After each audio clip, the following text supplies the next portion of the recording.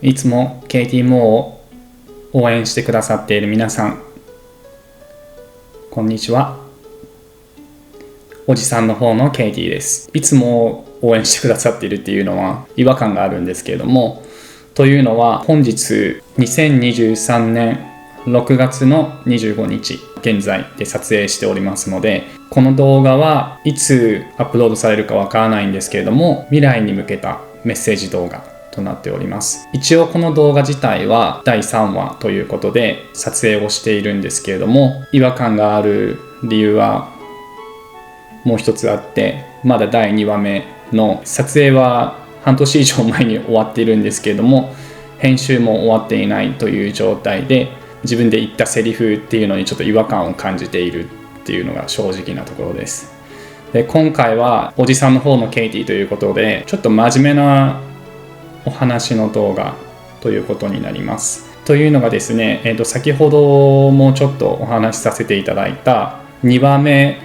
の編集もまだ終わっていないということで、期間が空いてしまったちょっと理由についてですね、ちょっとお話ししたいのと、それに関する内容でちょっと私からのメッセージがあります。ちょっとそのおじさんの方のケイティで撮影をしようと思った理由は、今ちょっとすいません、涙ぐんできちゃってるんですけれども、泣いてしまう可能性があるということでメイクをしない方がいいだろうというのと、真面目な動画ということで、第2話を撮影したのは12月の前半なんですけれども、第1話目がアップロード終わった後にすぐに撮影しました。そこからもう今2023年の6月25日なので半年以上も経ってしまっているんですけども、編集が、できなかったという理由がありまして、もちろん、私自身ちょっとだらしないというのは本当のことなんですけれども、第2話の中でもうさらっと言及させていただいていると思うんですが、去年ですね、2022年11月の26日に私のパートナーと結婚いたしました。それでですね、結論から申し上げますと、今年の1月の3日2023年1月の3日に、私の旦那さんが亡くなってしまいました。それが理由でですね、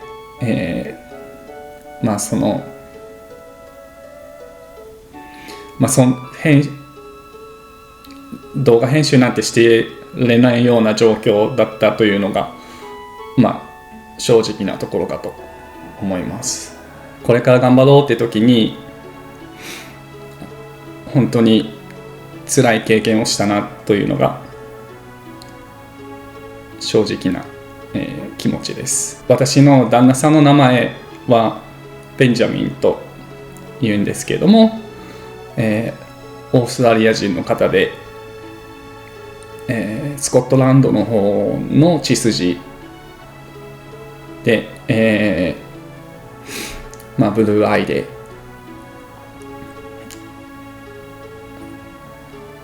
心が本当に目だけじゃなくて彼の心は本当に美しくて、だから一緒になったんですけれども、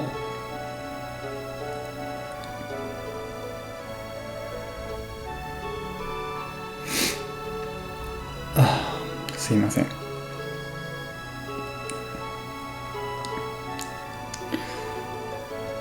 本当はですね、この真面目な動画なのでノーカットで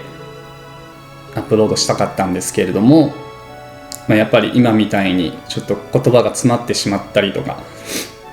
ちょっとあまりにも汚い泣き顔を映してしまうかもしれないので編集はさせていただきます。彼が亡くなってしまった理由というのがですね、彼自身健康面の方でちょっと問題があったんですね。肉体的な問題点としては慢性膵炎、まだ治療法が見つかっていない、本当に重病ですね。もう一度なってしまったらもうゆっくり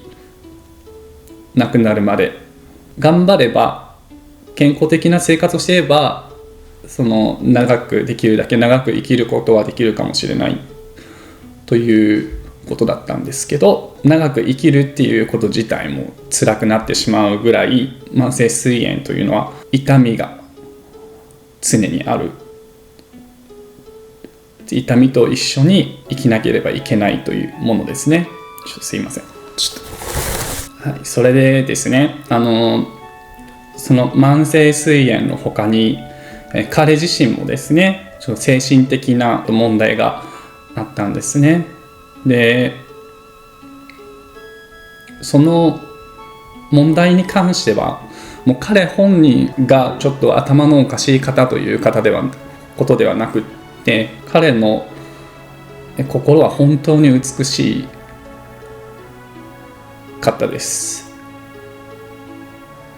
もう自分が今まで生きてきた人生の中で本当に美しい、一番美しい心を持った人だったなって思っています。これからも多分彼ほどその美しい心を持った方に会えることはないんじゃないかなと思うぐらい、彼は本当に素晴らしい人でした。じゃあなんで、その精神的な問題を持っていたかというとですね、彼の小さい頃の経験だったりとか、彼の取り巻き周りの方だったりとか、彼自身はすごく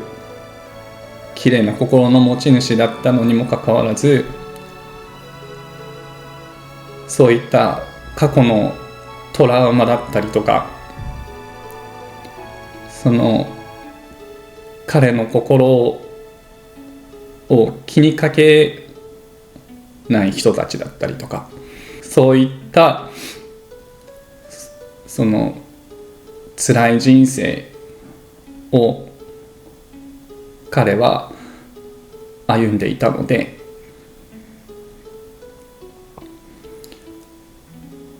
その経験だったり、その周りの人たちのなんていうんですかね、悪意ではないですけれども、その彼のことを本当の意味で思ってくれる人たちというのに巡り合えなかった。その事実が彼の心を混濁させてしまって、精神的な問題に発展してしまったのかなと私は思っています。日本語で何て言ったらいいかわからないんですけど、おそらくそのうつ病だったりとか、その心配性だったりとか、そういった心の病気ですね。もっと他にもたくさんいろんな診断結果をもらってたみたいなんですけど、ちょっとあまりにも多くて、肉体的な問題も慢性膵炎だけじゃなかったんですね。他にもいろいろその慢性膵炎からの弊害だったりとかあったりして、心身ともに痛みに耐えながら生きていたんですね。彼はたびたびですね、その心の病気の影響で精神的に落ち込んでしまったりとか、いわゆるそのメンタルブレイクダウン、自分でも彼自身でもコントロールできなくなってしまうような精神状態になってしまうことがあったんですね。でやっぱりその肉体的な痛みも常にあるので、それがその彼自身の判断を鈍らせたりとか、やっぱりそのネガティブな気持ちになってしまったりとか、やっぱりそういうことが多々ありました。もうそんな中でもですね、私自身は彼と一緒にいられることが本当に幸せで、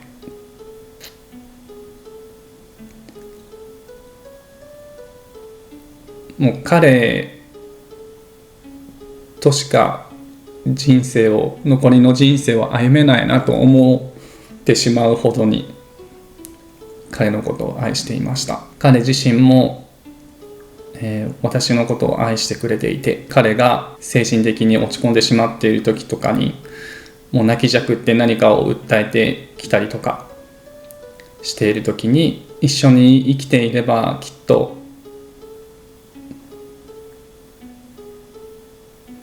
道が開けるよという話をさせていただいて、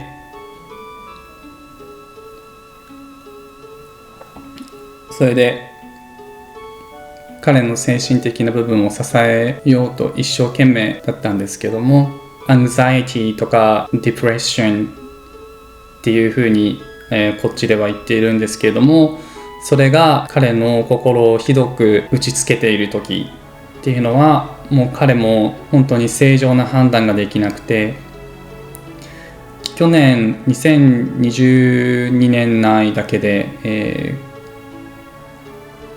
3回ですね、3回彼は、自殺未遂を犯していました。でその度に、救急車を呼んで、それ以外にも慢性膵炎の発作で彼が倒れてしまった時とか、痛みに耐えられなくなってしまった時とか、救急車を呼ぶ機会がたくさんあったんですけれども、そこからまた回復するたびに、もう絶対にしないでって、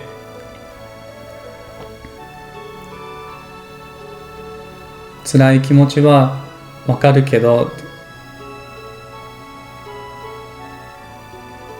自分の命を絶つことだけは、自分の意思で自分の命を絶つことだけは絶対にしないでってお願いしていました。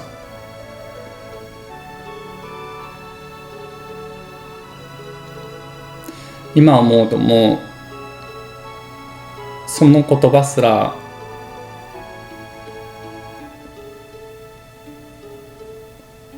すごい残酷なことを言ってたかもしれないなとは思ったりもするんですけれども、彼が尋常じゃない痛みに毎日耐え続けて、私と、一緒に人生を歩むために毎日毎日痛みに耐えて、精神的な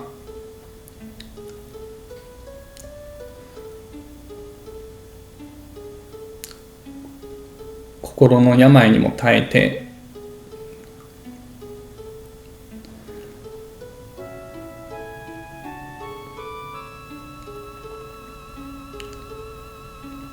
私と生きるために耐えてくれた。残酷なことを言ってしまっていたかもしれないなとも思うんですけれども、その彼の気持ちを十分に考えてあげられてなかったのかなとかも思ったりもしたんですけれども、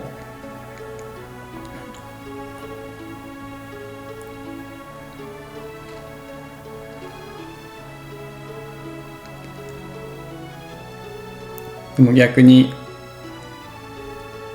私のために、私と緒に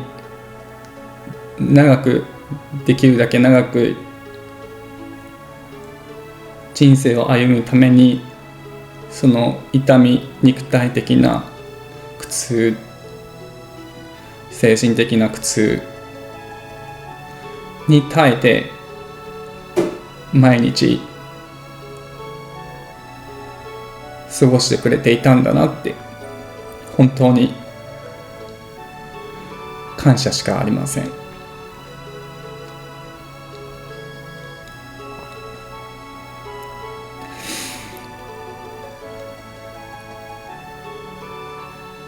それでですね、彼が亡くなってしまってから、私もちょっと自分では大丈夫かなとは思っていたんですけれども、私もやっぱり精神的に彼が亡くなったという事実に、衝撃を受けてしまったようで、もうかなりの衝撃を受けてしまったようで、正常な判断ができていないというよりかは、何もできなくなってしまうといった感じですかね。まず彼が亡くなってから2週間ほどで10キロぐらい一気に落ちました。でその2週間経った頃ぐらいからですね、仕事にも復帰したんですけれども、体がやっぱり言うことを聞いてくれなくてですね、今まで働いていた半分もスピードが出ないような、作業効率もなかなか維持できなくて、それでもう人生は待ってくれないので、時間がどんどん刻々と過ぎていく中で、自分の経済的にも働いてお金を回していかなければいけないような状況だったので、働かないといけなかったんですね。もう2週間で復帰というのは本当に異常に早いと思われるかもしれないんですけれども、もう本当に人生は待ってくれないので、仕事に復帰せざるを得なかった状況だったんですね。そんな状態できちんと働けてはいたんですけれども、自分の満足のいくパフォーマンスが全くできていなかった。体もどんどん痩せてしまっていって、そんな中で別の問題も起きてしまったりとかして、で精神的にどんどん追い詰められていってしまったんですね。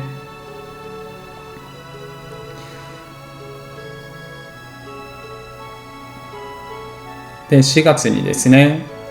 あることがきっかけで、私自身も絶対にしないと思っていたんですけれども、自殺未遂を犯してしまいました。そこから集中治療室にまず行って、でそこから別の病院に搬送されて、また最初の病院に戻ってきて、で別の病棟に行って、でまた別の病院に最後行ってといった形で、もう36日間ずっと病院の中にいて、でその病院生活の中でもまた10キロ痩せてしまって、で合計で20キロですね。この短期間にベンジャミンが、私の旦那さんが亡くなってから20キロ亡くなってしまったということですね。もともと体重がある方ではないので、20キロ失ってしまうというのは相当なことだったんですけれども、もうその結果全身の筋肉をほとんど失ってしまって、動くことすらままならないような状態でした。病院にいた最初の頃はですね、もう痛みとか気持ち悪さというのと、あと眠気ですねに、襲われていて、とにかくひどいありさまでした。今はこうして家に戻ってきて、でまた彼の遺品だったりとか身の回りの整理をしているんですけれども、精神的にはもう大丈夫ですね。ただ肉体的にはまだ旦那さんが生前の時ほどまだ回復しきれていないので、そこら辺はちょっとずつ頑張っていこうかなと思っています。で、私が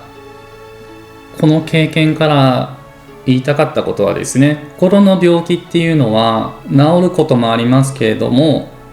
本当に一緒に生きるということが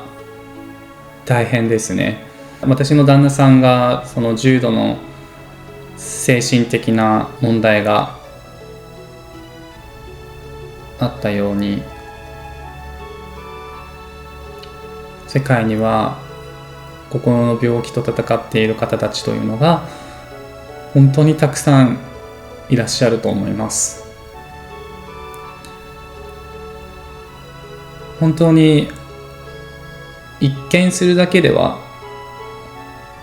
わからないような病状だったりとかすると思うんですけども、実際に私の旦那さんの周りはですね、彼の精神状態というものを把握している人は本当に少ないです。それが理由でやっぱり彼自身も苦しんでいた部分はあったと思うんですけれども、特に日本だったりとか特定の国では病院の精神科病棟に行ったりするというのがやっぱり周りの目が気になっていけないとか、カウンセリングだったりとかってそういうところに行くのが億劫だっていう方がたくさんいらっしゃると思うんですけれども、そんなことはないんですよね。今私が住んでいるのはオーストラリアなんですけども、こっちではもう本当に普通のことです。何か心に病気を抱えていることが分かったりとかしたら、もう普通にそのいわゆるサイコロジストとか、サイカイアトリストという方々ですねに、相談しに話をしに行って、必要であればお薬をもらったりとかしているというのは本当に普通のことです。で、それによって誰かから周りから差別されるといったことはほとんどないです。私も正直その日本を離れる前はちょっと偏見がありました。心の病気持っていたりとか、その精神科に行くこと自体がやっぱりなんかレッテルを貼られるというか、頭がおかしいんじゃないかって思われてしまうとか、周りに流されがちだったのかな。大多数の人がそう思うからそうなんだろうなとか、やっぱりそう周りに思われたくないとか、周りの目を気にしちゃうんですよね。やっぱりそれは多分日本人の悪いところなのかもしれないですけど、日本人のというか社会ですよね。そういうことを言い始めた人たちというのがやっぱりいけなかったんだろうなって思うんですけど、もう本当に何か心に問題があると思ったらすぐに病院に行ってください。それを放置して何か起きてからでは本当に取り返しがつかなくなってしまうので、私自身はですね、心に問題があってその精神科に行くそういうこと自体にそれがおかしいとは思わないし、その方が必ずしもその頭がおかしい方かってそういう判断はしませんし、自分自身も36日間の病院生活で、日本とはちょっと違いますけど、精神病棟にお世話になって自分の置かれている状況だったりとか自分自身と向き合って、精神病棟だったり精神科だったりという精神科の先生に見てもらうということ自体がおかしなことだとは思わないし、私自身がそれを経験していて、私の亡くなった旦那さんも心の病気で辛い思いをして、最後はおそらくその病気のせいで亡くなってしまって、それが原因で私も病気になっちゃってて、私の旦那さんはきちんと自分と向き合って、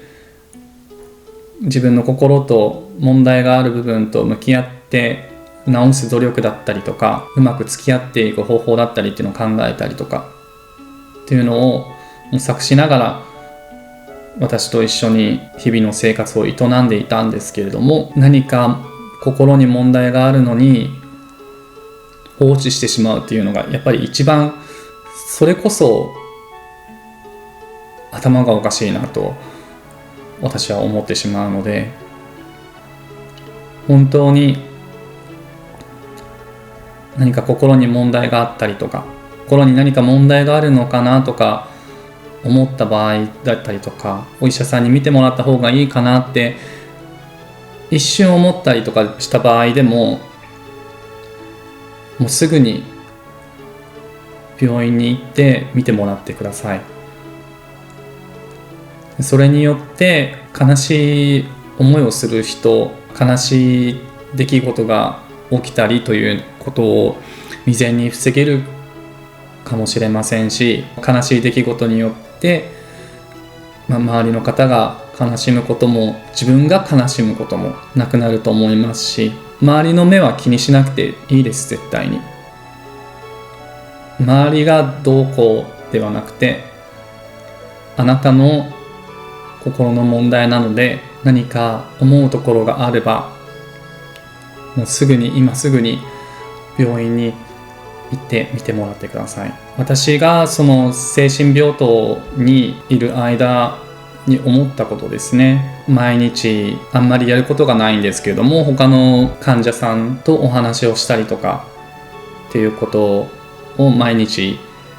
一緒に何かアクティビティをしたりとか、食事をしたりとかっていうことをしているんですけども、その日々そこにいた他の患者さんとのお話をさせていただいた中で、私が思ったことは、必ずしも精神病にいるからといって何か変な方ではないんだなって本当に思いました。その心の病気といってもやはり軽度重度レベルがあると思うんですけれども、軽度の方でもプロフェッショナルのお医者さんのケアだったりとか、そういったサポートというのが必要ということもあるので、病院に行って見てもらってるからといってその人が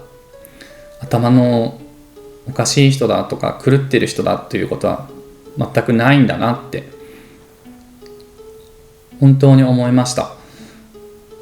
で、そこにいた方々、私と一緒に入院していた方々というのは本当にいい方たちで、その時だけだったかもしれないんですけれども、ほとんどのそこにいた病院の方、入院している方々というのはやっぱりその心配性だったりとか、考えすぎてしまう心の病気だったりとか、やっぱりちょっとネガティブな方向に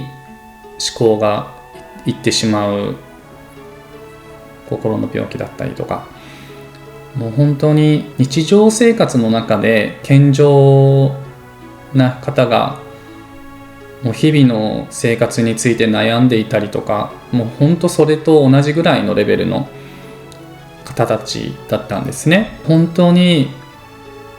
それを目の当たりにして、本当に私が思ったことは、健常者の方と精神的な病気の患者さんとの違いっていうのは、もう本当にお医者さんに診断されて、あなたは心の病気ですって言われたか言われてないかっていうだけなんだなって本当に思いました。逆にその健常者の方々の中にこそ、もう実は精神的に異常でしたとか、そういうこともあると思いますし、てかむしろそのケースの方が日本の場合は多いと思います。そこはね、みんながみんなやっぱり病院に行って診察してもらってということではないので、もう想像の域を超えないんですけれども、でも正直実際そうなんだろうなって私は思います。普段電車に乗ってたりとか道端を歩いてたりとかしても、行き交う人たちを見ていると、彼らの行動を見ているだけでも、なんかあの人ちょっと頭がおかしいのかなとか、精神的な病気なのかなとか思うことあると思います。でもそれは、間違っているか間違っていないかはその当人しかわからないことなので、その考え自体を持つことが間違っているのかなと思います。とにかくですね、私からのメッセージとしては、自分の心に問題があるのかなって思ったらですね、恥ずかしがらずにすぐに病院に行ってください。何も恥ずかしいことはないです。周りの目は絶対に気にしないでください。そんな必要はないです。あなたの健康が一番大事なので、周りがどう言う、どう思う、全く関係ないです。周りの方たちが何かあなたが病院に行くことについて悪いことを言ったりとか悪く思ったりとかするようであれば、それはその方たちの問題なので、もうそんな人たちを気にしないでください。私はこの心の病気というもので、私の大事な、世界一大事な、もう彼以上の方には会えないだろうな、この人生、残りの人生で彼以上の人には巡り会えないだろうなと思うぐらい大事な、愛しい人を亡くしてしまったので、本当にこんな思いを他の誰にもしてもらいたくないと切に思っておりますので、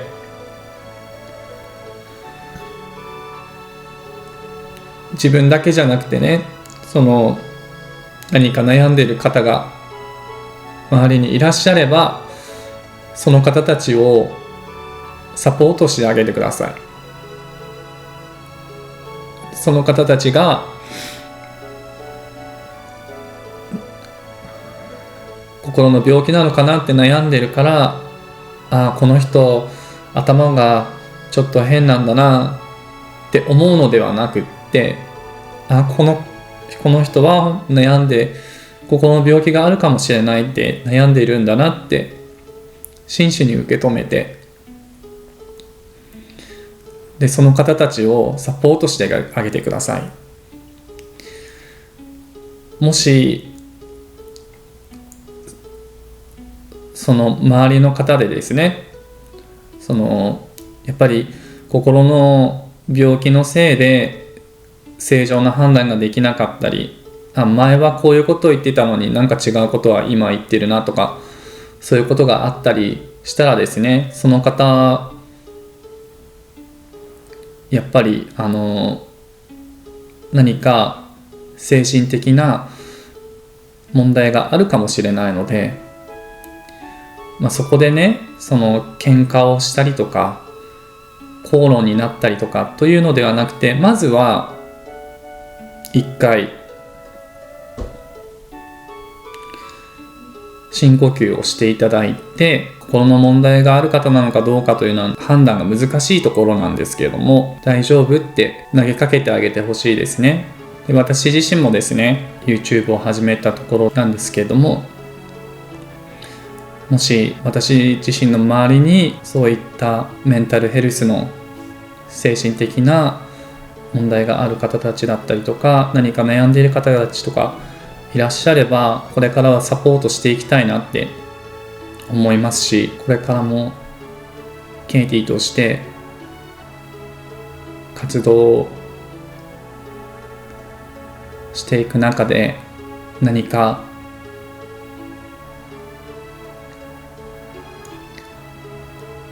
支持することができれば、